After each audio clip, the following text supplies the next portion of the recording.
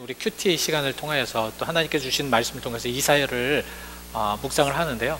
참 이사야를 묵상하면서 이 말씀이 참 중요하다라는 것을 깨닫게 됩니다. 참 말씀이 중요하더라고요.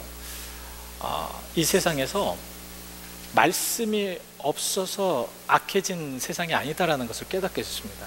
말씀이 없어서 악해진 게 아니더라고요.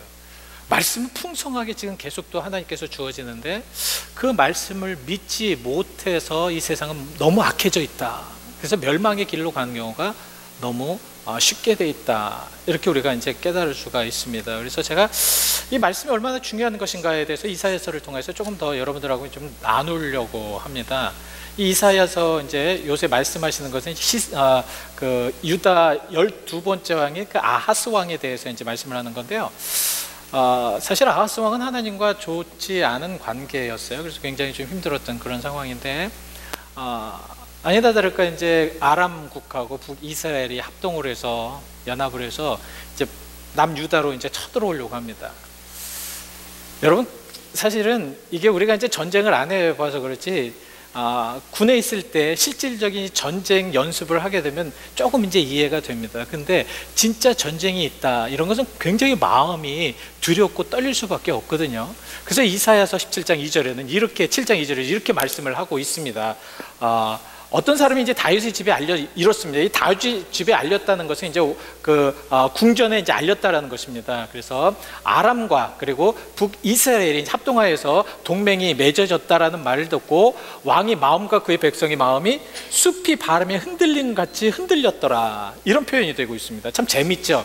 숲이 바람에 흔들림 같이 흔들렸다라는 것은 그만큼 마음이 떨렸다는 것입니다. 이제는 동맹을 해가지고 본인들 나라에 이제 쳐들어올 것이니까 얼마나 떨리고 얼마나 무섭겠어요. 그래서 지금 저런 상황 속에서 하나님께서는 이사야를 통하여서 정확하게 말씀을 하십니다. 두려워하지 말라, 조용하라.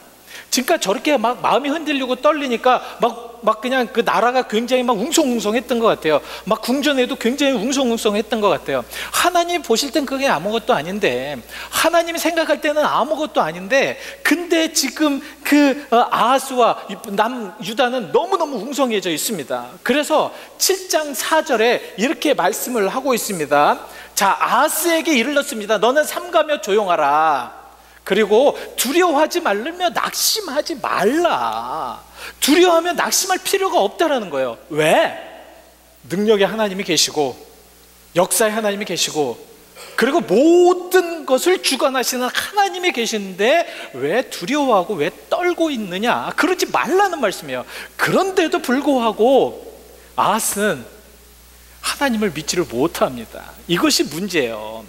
말씀이 그렇게 떨어지고 이사야를 통하여서 그 비전을 주시고, 여러분 어느 정도였냐면 이 아하스 왕에게 가서 하나님이 이사야를 통해서 뭐라고 얘기하냐면, 그러면은 네가 확실히 믿으려면 기적을 하나 원해라, 이적을 하나 원해라. 그럼 내가 그것을 이적을 해줄 테니까 그것을 믿고 그것을 보고 믿어라. 그럼에도 불구하고 그런 말이 그 말씀이 떨어졌는데도 불구하고 아하스는 믿지를 못합니다. 그래서 그 당시에 강대국인 아수를 의지하게 됩니다. 자, 여기에서 하나님은 이 정도 됐으면 이제 포기를 해야 되잖아요. 그죠? 정말 치질이도 못났다 이런 말씀이 떨어지고 이런 확신이 됐고, 그런데도 불구하고 그렇게 믿지를 못하는가? 근데 하나님께서는 이사야를 통하여서 이제는 영원한 구원의 길, 지금 이러한 구원이 아니라, 현재의 구원이 아니라 영원한 구원의 길을 알려줍니다. 그래서 이사야서 7장 14절 말씀에 처녀가 잉태해서 아들을 낳을 것이니 그 이름을 임마누엘이라 하라. 임마누엘이 무슨 뜻입니까? 여러분 임마누엘이 무슨 뜻이에요? 그렇죠? 하나님이 나와 함께 계세요. 내가 어떤 상황이든 어떤 여건이든 내가 임마누엘의 하나님, 너희들의 하나님이 될 것이다. 여러분 하나님은 이런 하나님이신 줄 믿습니다. 지금도 우리들과 이렇게 함께 하시는 하나님인 줄 믿습니다.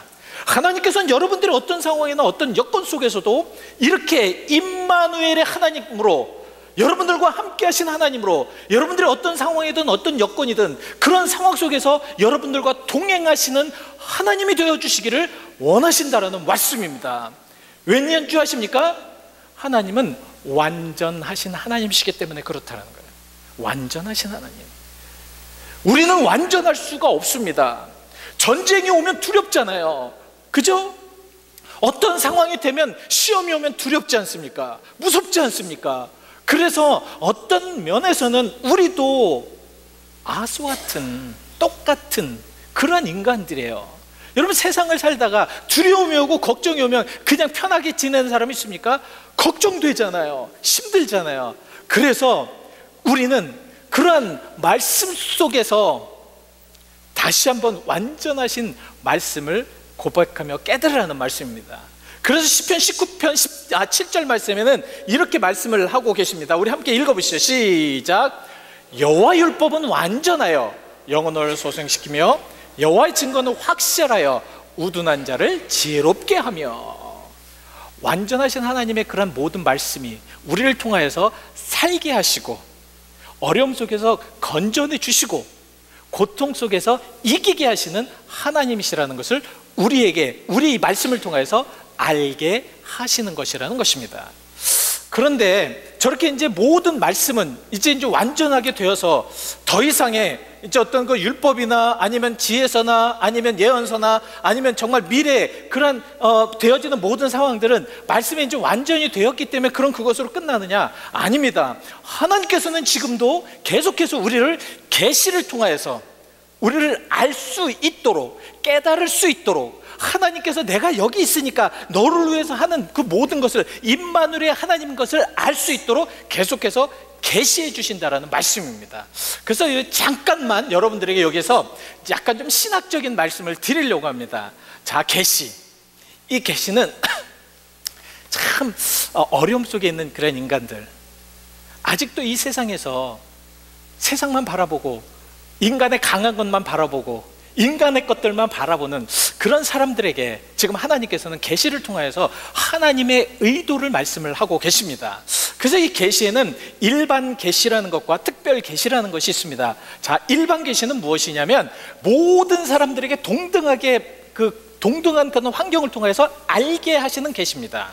그러니까 어떤 모든 상황들, 그러니까 공평하게 모든 사람들이 그 상황 속에서 하나님을 알 수 있도록 만드는 것이 바로 일반 계시고요. 특별 계시라는 것은 개개인에게 특별하게, 정말 너무 힘든 그런 상황 속에서 그 하나님이 그 개인에게 특별한 말씀을 주시는 것이 이 특별 계시라고 합니다. 자, 일반 계시에는 그러면 우리가 이제 많아요. 종류가 많은데 간단하게 몇 가지만 여러분들에게 말씀을 드리려고 그래요. 첫 번째는 일반 계시에는 자연적인 계시가 있습니다. 자연을 통해서 하나님을 발견하게 하세요. 자연을 통해서 하나님께서 우리에게 무엇을 원하시는지를 알게 하십니다. 여러분, 자연이 지금 많이 망가졌잖아요. 그죠? 그래서 지금 자연 재해들이 너무 많이 일어나고요. 그러면 정말 이제 텍사스의 그런 그 재해들, 그 다음에 참 캐트리나가 와서 되어지는 많은 그런 재해들, 이러한 재해들이 많아집니다. 이제 점점 더 많아질 것입니다. 그러면 그런 자연들을 보면서 하나님은 깨달으라는 거예요. 이것은 일반적으로 여러분들뿐만 아니라 나뿐만 아니라 모든 인류에게 다 알려주시는 말씀입니다. 그런데 시편 기자는 시편 8편 1절에 이렇게 말씀을 하고 있습니다. 여호와 우리 주여, 주의 이름이 온 땅이 어찌 그리 아름다운지요. 그러니까 이 시편 기자는 이 자연을 보면서 하나님을 발견하고, 이 자연을 보면서 하나님께서 나에게 주시는 말씀을 깨닫고 알았다라는 말씀입니다. 그래서 주의 영광이 온 땅 위에 가득 차 있습니다. 참 멋있죠? 예? 이 자연을 보면서 하나님의 계심, 하나님의 역사심, 하나님의 영광, 이것을 깨달았다는 것입니다. 지금도 하나님께서는 자연을 통하여서 그 아름다운 모습 속에서 하나님을 깨닫게 하신다라는 말씀입니다. 자, 두 번째는 역사 속에서 계시가 계속해서 일어난다는 겁니다. 우리는 지금 역사 안에 살고 있어요. 그렇죠? 이제 여러분들 이제 앞으로 100년 후에는 우리가 2017년도가 역사가 됩니다. 내일이면 우리가 어제의 역사가 됩니다. 오늘이. 우리는 이런 계속되는 역사 속에 살고 있습니다. 이런 역사 속을 통하여서 하나님께서는 계속해서 우리에게 그 역사를 통해서 우리 하나님의 계시를 알려주신다는 거예요. 그래서 역사의 모든 흐름을 보십시오. 여러분, 쭉 흐름을 보면 하나님께서 함께 하신다는 것을 알 수 있을 겁니다. 우리 교회의 역사를 쭉 보십시오. 40년 동안의 그 모든 역사 속에 하나님께서는 우리 교회를 통해서 하시는 그 모든 것들을 알려주시고 깨닫게 해주셨다라는 말씀입니다. 그래서 말씀은 뭐라고 말씀을 하고 계시면 사도행전 17장 27절에 한번 읽어보시죠. 시작. 이는 사람으로 하나님을 더듬어 찾아 발견하게 하심이로다. 그는 우리 각 사람에게서 멀리 계시지 아니하죠다. 그러니까 역사 속에 하나님은 항상 그곳에 계셔서 우리를 깨닫게 하시고 알려주신다는 것이죠. 이 시간에도 바로 2017년 8월 마지막 주인 이 시간에도 하나님께서는 이 역사 안에서 멀리 계시지 않고 여러분들과 가까이 함께 하심으로써 하나님께서 여러분들과 동행하신다는 말씀입니다. 자, 세 번째는 양심의 계시를 통해서 우리는 하나님을 알 수 있습니다. 양심. 우리는 양심이라는 게 있어요. 이 양심이 이제 화인 맞으면 완전 이제 끝나는 건데요. 이 양심이 이제 더러워지면 이제 그 인생은 완전 이제 하나님과 구별되는 그런 모습인데요. 이 양심을 통해서 하나님은 계속해서 알려주십니다. 잘못하면 양심을 찔러서라도, 잘못한 양심에 정말 아픔이 있다고 하여도 계속해서 그것을 알려주신다라는 말씀입니다. 그래서 그 양심이 깨끗한 자들에게는 하나님이 함께 하실 것이라는 것을 지금 말씀을 하고 있는데요. 시브리서 9장 14절 말씀입니다. 하물며 영원하신 성령으로 말미암아 흠없는 자기를 하나님께 드린 그리스도의 피가 어찌 너희 양심을 죽은 행실에서 깨끗하게 하고, 자, 양심을 죽은 행실에서 깨끗하게 하고 살아계신 하나님을 섬기지 하지 못하겠느냐. 양심이 깨끗한 자는 하나님을 섬길 수 있는 그 믿음이 생길 수 있다는 말씀입니다. 그래서 우리는 이러한 일반 계시를 통해서 이제 하나님이 주시는 말씀을 계속해서 받을 수 있고요. 두 번째는 아까 말씀드린 특별 계시입니다. 이 특별 계시에는 이제 기적적인 일들이에요. 첫 번째는 기적을 통하여서 하나님이 계속해서 말씀을 나누십니다. 기적적인 것, 예를 들어서 병이 고쳐진다든가, 아니면 하나님의 역사하심으로 무엇인가를 우리를 깨닫게 하신다든가, 우리가 알지 못하는, 생각지 못하는 그런 기적적인 상황들을 통하여서 그렇게 말씀을 하신다라는 말씀입니다. 그런데 예수님께서 그리스도임을 알게 하기 위해서 말씀을 하셨는데요. 사도행전 2장 22절에 이렇게 말씀을 하고 계십니다. 자, 하나님께서 나사렛 예수로 큰 권능과 기사와 표적을 너희 가운데 베푸사 너희 앞에서 그를 증거하셨다. 그러니까 예수님의 그런 모든 것을 알게 하기 위해서 기적과 능력을 베푸셨다는 것입니다. 왜? 예수님께서 기적과 능력을 통해서 예수가 그리스도이라는 것을 알게 하는 것처럼 지금 이 시간에도 여러분들에게 하나님께서 기적적인 부분을 통해서 여러분들을 부어주심으로 인하여서 여러분들이 하나님을 고백하도록 만든다는 말씀입니다. 그래서 저는 우리가 하나님께서 지금 이 시간에도 우리에게 기적을 또 능력을, 이적과 역사하심을 보내셔서 우리를 통해서 하나님을 발견할 수 있도록 만드신다고 믿습니다. 그래서 병자도 하나님 은혜로 치유함을 저는 믿습니다. 오늘 이 시간에 여러분들이 어떤 상황이나 어떤 여건에 오셨든지 하나님께서 여러분들을 통해서 역사하셔서 여러분들의 마음을 변하는 그런 기적적인 일도 하나님께서 역사하심을 믿습니다. 그 믿음을 가지고 여러분들이 살아간다면 분명히 하나님의 역사는 이 기적을 통해서 계시하실 것입니다. 자, 두 번째는 말씀을 통하여서 계속해서 우리에게 계시를 내려주십니다. 이게 특별 계시입니다. 그래서 어느 때 힘들고 어려울 때마다 말씀을 주실 때가 있잖아요. 저 사람에게는 은혜가 안 되는데 저에게는 은혜가 많이 될 때가 있지 않습니까? 그것은 바로 하나님께서 우리에게 말씀을 통해서 주시려고 하는 것입니다. 그래서 빌립보서 4장 9절 말씀에는 너희는 내게 배우고 받고 듣고 본 바를 행하라.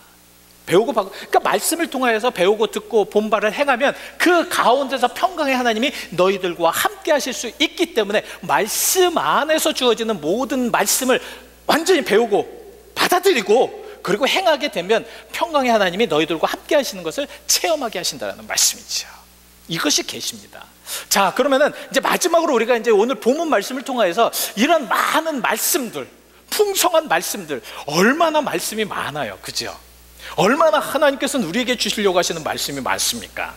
이런 말씀을 그럼 우리가 어떻게 받아들일 수 있는가? 어떻게 받아들일 수 있는가? 이 말씀이 주어지면 우리가 어떤 모양으로 받아들이는가? 성경에는 얼마나 자세하게 말씀을 하고 계신지 모릅니다. 첫 번째는 그것을 지혜와 훈계로 받아들이라고 말씀을 하고 있습니다.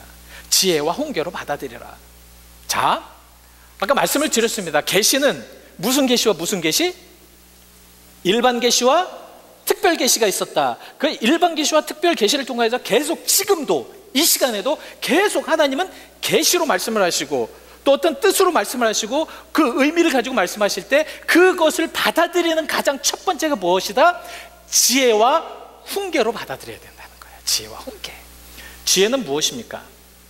지혜, 어떤 면에서 올바른 판단력을 하는 것이 지혜지 않습니까? 하나님께서 주신 모든 것을 이해하는 것이 지혜잖아요. 그렇죠? 지식과 지혜는 다릅니다. 지식은 우리가 예를 들면은 그 수학을 하는 사람들은 뭐 탄젠트나 뭐 로고나 그런 모든 것들을 자기가 이제 그 해가지고 지식을 습득하는 것이지만, 지혜라는 것은 제가 봤을 때는 하나님께서 주시는 아주 올바른 명특한, 그리고 삶에 되어지는 모든 것들을 잘 살아갈 수 있도록 만드는 것이 지혜라는 것입니다. 그래서 이 지혜를 통해서 우리는 잘 살아갈 수 있어요. 지혜를 통해서 하나님의 뜻대로 뜻 가운데 갈 수 있습니다.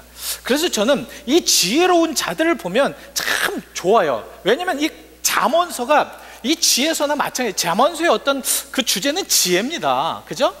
이 지혜라는 단어가 그래서 41번 정도 사용될 정도로 이 지혜라는 말씀 굉장히 의미 있게 이렇게 말씀을 하고 있어요. 이러한 상황 속에서 그 지혜를 통하여서 잘 살아가게 하고, 그 지혜롭게 하여서 하나님이 주신 그 지혜를 통하여서 올바르게 살아가게 하고, 그렇지 않도록 살아가게, 멸망의 길로 가지 않게 하는 것이 지혜인데요. 그래서 이 지혜를 얻는 방법은 무엇이냐? 잠언서 1장 7절에는 이렇게 말씀을 하고 있습니다. 여호와를 경외하는 것이 지식의 근본이거늘, 지혜의 근본이거늘, 미련한 자는 지혜와 훈계를 멸시한다. 미련한 자들은 지혜와 훈계를 멸시한다. 하나님의 말씀을 멸시하고 올바른 길을 멸시하고 잘못된 길로 자꾸 만들려고 하고 자꾸 자기의 생각과 자기의 모든 주장을 주입해가지고 하나님의 길을 멸시하려고 하는 그러한 것들이 바로 온전하지 못한, 그래서 지혜롭지 못한 것이라고 우리는 그렇게 표현을 합니다. 자, 지혜와 또 훈계를 멸시한다. 여러분, 훈계라는 것이 무엇일까요? 왜 훈계를 하실까요? 하나님이 훈계라는 것은 어떤 면에서는 좀 무거운 거예요. 왜냐하면 훈계를 통해서 하나님께서는 우리를 통하여 좀 변하게 하시고 그 훈계를 통해서 알게 하시고, 사실 부모님들도 자녀들에게 훈계를 하시잖아요. 왜 훈계를 하십니까? 훈계하는 목적이 뭔가요? 자녀들이 자기가 생각할 때 이게 아니거든요. 절대 아니거든요. 그래서 훈계하여서 이쪽으로 올바른 길로 옮기게, 그러니까 삶을 변화시키게 하기 위해서 훈계를 하는 것입니다. 그래서 시편 기자는 이 훈계를 하신 하나님이 너무 좋아서 시편 16편 7절에는 이렇게 고백을 합니다. 나를 훈계하신 여호와를 송축할지라, 밤마다 내 양심이 나를 교훈하도다. 하나님께서는 계속해서, 여호와께서는 훈계하셔서 변하게 하길 원하는, 잘못된 길을 정말 올바른 길로 그렇게 가게 하기 원하는, 정말 그런 모든 상황 속에서 말씀으로 계속해서 훈계하신다라는 말씀입니다. 이런 말씀을 통해서 하나님께서는 정말 온전한 길로 그렇게 인도하시고요. 첫 번째는 뭘로 받아야 된다고요? 우리가 지혜와 훈계로 받아야 돼. 지혜와 훈계로 받아야 되잖아요. 그죠? 예, 말씀을 드렸는데도 1분도 안 돼서 까먹으시는 그런 그 은혜는 과연 어디에서 나오는 은혜인지 모르겠지만 하여튼 그것도 은혜입니다. 예, 까먹는 것도 은혜예요. 근데 될 수 있으면 말씀을 까먹는 건 그렇죠. 그러니까 여러분은 첫 번째는 지혜와 훈계로 받아야 돼. 두 번째는 뭐로 받아야 된다? 명철로 받아야 된다. 명철은 무엇이냐면 정확한 것입니다. 그리고 내가 이것이 그런지 안 그런지를 아는 것이 명철이에요. 성경적으로 말하면 명철은 무엇이냐면 하나님을 아는 것이 명철입니다. 하나님을 아는 것이 명철. 그래서 내가 어떤 상황 속에서 내가 명철하다라는 것은 하나님이 무엇을 원하는지를 아는 것이 명철이라는 거예요. 모든 말씀은 무엇으로 받아야 된다? 명철로. 그래서 받아들여야 됩니다. 이 명철한 그러한 모든 삶 속에서는 하나님의 그 크신 역사가 일어날 수밖에 없는데요. 그래서 잠언서는 이렇게 말씀을 하고 있습니다. 9장 10절에 여호와를 경외하는 것이 지혜의 근본이요. 자, 거룩하신 자를 아는 것이 명철이다. 거룩한 자를 아는, 하나님을 알게 하는 것이 명철이에요. 그러니까 어느 것이 올바른 길인가, 어느 것이 정말 하나님이 원하시는 길인가, 하나님께서 하려고 하시는 것이 무엇인가를 아는 것이 명철이라는 것이에요. 여호와를 경외하는 자들, 특별히 하나님의 말씀을 받는 자들은 명철로서 하나님을 알도록 하는 것이 명철이라는 것입니다. 근데 이 명철한 자들은 악하지 않다고 욥기서 28장 28절에 말씀을 하고 있거든요. 그래서 또 사람에게 말씀하실 때 보라, 주를 경외함이 지혜요 악을 떠남이 무엇이다. 우리 같이 읽으시죠. 저 혼자 읽으려니까 괜히 힘이 없어져요. 왜냐하면 저도 아침을 먹고 왔지만 여러분들이 같이 도와주셔야지 같이 힘이 나서 말씀을 전하는데요. 우리 같이 한번 크게 저 의미를 생각하면서 말씀을 읽어보시죠. 시작. 또 사람에게 말씀하셨도다. 자, 보라, 주를 경외함이 지혜요 악을 떠남이 명철이니라. 악을 떠나는 것이 명철이다. 악을 떠나는 것이 명철. 그래서 오늘 본문 4절 말씀에도 무엇이라고 말씀을 하고 있냐면 어리석은 자를 슬기롭게 하며 젊은 자에게 지식과 근신함을 주기 위함이다. 그래서 정말 어리석은 자를 슬기롭게 한다. 하나님께서는 하나님의 말씀을 주심으로 인해서 알지 못하게 하는, 또 알지 않았던 모든 것들을 명철하게 하심으로 인하여서 그것을 알 수 있도록 만드신다는 거죠. 오늘 우리에게 이런 말씀을 주십니다. 자, 마지막 세 번째는 무엇이라고 말씀을 하고 있습니까? 행한 일에 대해서 훈계를 받아야 된다. 내가 어떠한 일에 대해서 행할 것인가에 대해서 그 말씀을 통해서 훈계를 받아야 된다는 거지요. 우리가 말씀이 왜 필요한가? 여러분, 말씀이 왜 필요하십니까? 말씀 읽어보셨나요? 그리고 말씀 속에서 여러분들이 은혜를 받으시나요? 그 말씀을 가지고 우리가 그것이 왜 필요한가를 한번 생각해 보셨나요? 그 말씀에는 우리가 행해야 될 훈계들이 다 들어가 있다니까요.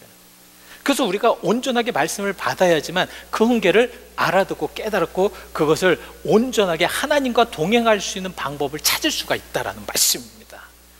우리가 말씀에 온전하지 않으면 그 훈계를 잃어버릴 수밖에 없고 그 훈계를 통해서 결국은 고통을 받을 수밖에 없습니다. 그래서 이사야서 64장 4절에는 우리에게 이런 말씀을 하고 계십니다.